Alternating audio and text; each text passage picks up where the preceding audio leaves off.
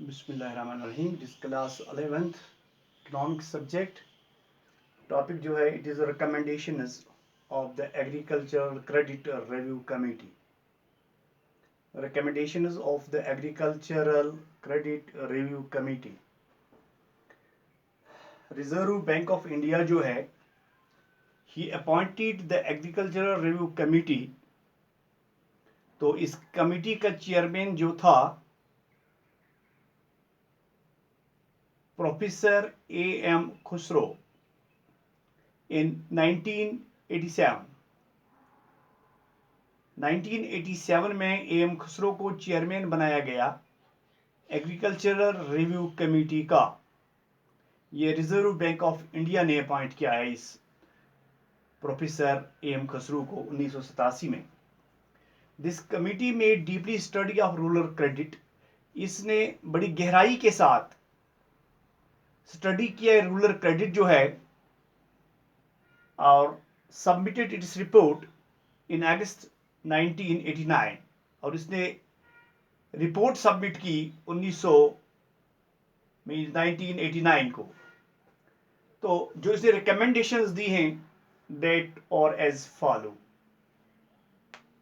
Recommendation number 1, पहली recommendation जो इसकी थी, ये फाइनेंशियल जो था RRBs की तादाद जो थी बहुत ज्यादा थी। तो इसने रिकमेंड किया कि ये बैंक्स जो हैं ये अलोन ये क्रेडिट रिक्वायरमेंट जो है ऑफ द टारगेट ग्रुप्स इसको ये पूरा नहीं कर सकती। RRBs जो हैं ये पूरा नहीं कर सकती हैं, क्रेडिट जो है रिक्वायरमेंट जो है ऑफ द टारगेट ग्रुप्स ये पूरा नहीं कर सकती। So these RRBs should be merged with the sponsor banks. इनको मर्ज किया जाए किसके साथ? वो बैंक जो इनको स्पॉन्सर करते हैं उनके साथ इसको मर्ज किया जाए। ये पहली रिकमेंडेशन थी इस कमेटी की। दूसरी रिकमेंडेशन है इसकी, ये कमेटी जो है it also recommended the establishment of national cooperative bank of India. इसने कहा कि national cooperative bank of India इसका कयाम अमल में लाया जाए, इसको एस्टेब्लिश किया जाए। ये इसकी रिकमेंडेशन थी। Which will function as a balancing centre of the cooperative bank system, जो फंक्शन करेगा as balancing centre of the cooperative credit system. तो यहाँ दूसरी रिकमेंडेशन थी ये कि एस्टेब्लिशमेंट किया जाए national cooperative bank of India, जो दूसरे बैंकों पर भी नजर गुजर रखे और उनका एज बैलेंसिंग सेंटर काम करेगा। ये दूसरी रिकमेंडेशन थी कमेटी की। तीसरी रिकमेंडेशन है, this committee has also recommended the setting up of an agricultural and rural infrastructure development corporation. इसने रिकमेंड किया कि एक एग्रीकल्चर और रूरल इंफ्रास्ट्रक्चर डेवलपमेंट कॉरपोरेशन को सेटअप किया जाए for the states of Bihar. किन किन स्टेट्स के लिए? बिहार के लिए, उड़ीसा के लिए एंड वेस्ट बंगाल के लिए, and one of the northern eastern states. तो ये इसकी एक रिकमेंडेशन थी कि एग्रीकल्चर और रूरल इंफ्रास्ट्रक्चर डेवलपमेंट के लिए कॉरपोरेशन बनाई जाए। किन किन स्टेट्स के लिए? बिहार, उड़ीसा, वेस्ट बंगाल और नॉर्दर्न ईस्टर्न स्टेट्स। चौथी रिकमेंडेशन थी इस कमेटी की, agricultural credit review committee recommended that crop insurance corporation should be set up. Crop insurance corporation, it should be set up as the present crop insurance scheme is deficient.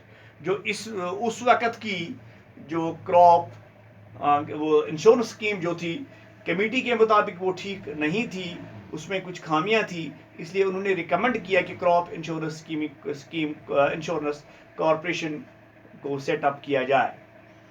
Next point is, it has been recommended that there should be only 2 categories of lending rates for agricultural sector. तो उसने कहा 2 lending rates होनी चाहिए agriculture sector के लिए। First, concessional rates for small and marginal farmers. पहला जो है वो कंसेशनल रेट होनी चाहिए, उसमें कमी होनी चाहिए। जो छोटे किसान जो हैं, स्मॉल फार्मर जो हैं और मार्जिनल फार्मर जो हैं, और second commercial rate for other farmers, जो बड़े फार्मर्स हैं उनके लिए अलग कमर्शियल रेट होनी चाहिए लेंडिंग की, I mean rate of interest. The next point is on the question of recovery of dues. The Agriculture Credit Review Committee made two recommendations. जो लोगों से पैसा लेना होता है, वसूली होती है, उसके लिए कमेटी ने दो रिकमेंडेशन दी, दो सिफारिशात की हैं. Firstly, common legal form work covering cooperative and commercial banks. जो पहले जो है कॉमन लीगल फॉर्म जो है work covering cooperative and commercial banks, cooperative और कमर्शियल बैंक इसको कवर करेंगे for recovery of dues for the country as a whole, जो पूरे मुल्क में रिकवरी करेंगे, वसूली करेंगे, should be formulated. Secondly, the government should set up state level tribunals. तो स्टेट लेवल ट्रिब्यूनल्स को सेटअप किया जाए तो ताकि वो सेपरेट डिपार्टमेंट्स के लिए फॉर एग्जीक्यूशन ऑफ वर्क, इसको काम को देखने के लिए जो नजर गुजर रखेंगे. Next point, the committee has suggested that each block should be allotted to a bank. हर एक ब्लॉक को एक बैंक के दायरे में लाया जाए, तो which has the largest presence in the block through its branches. तो उस जो ब्रांचेस होंगे उस बैंक के, तो पूरा ब्लॉक जो है वो रिप्रेजेंट करेगा वो ब्रांच जो उसमें काफ़ी प्रेजेंस होगी in the block through it's branch. Now तो पहली रिकमेंडेशन थी जो हमने अभी बात की, द फाइनेंशियल. हाँ, तो ये थी कुछ रिकमेंडेशंस जो recommendations of the agricultural credit review committee की थी, कुछ रिकमेंडेशन जो आपके सामने रखी. होप आपको समझ आया होगा. Thank you.